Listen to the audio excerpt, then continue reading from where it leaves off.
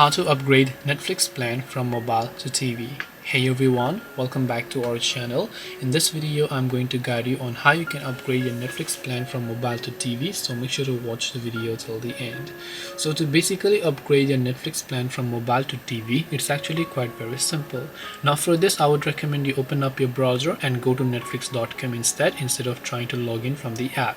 Once you log in from your browser, tap the three lines option there and just go to this option here known as account. And once you go to the account button, simply scroll down here. Here you can find the change plan button. Now if you have a mobile plan over here, which is this plan, this does not work on TV. It only works on one device, and that is on mobile.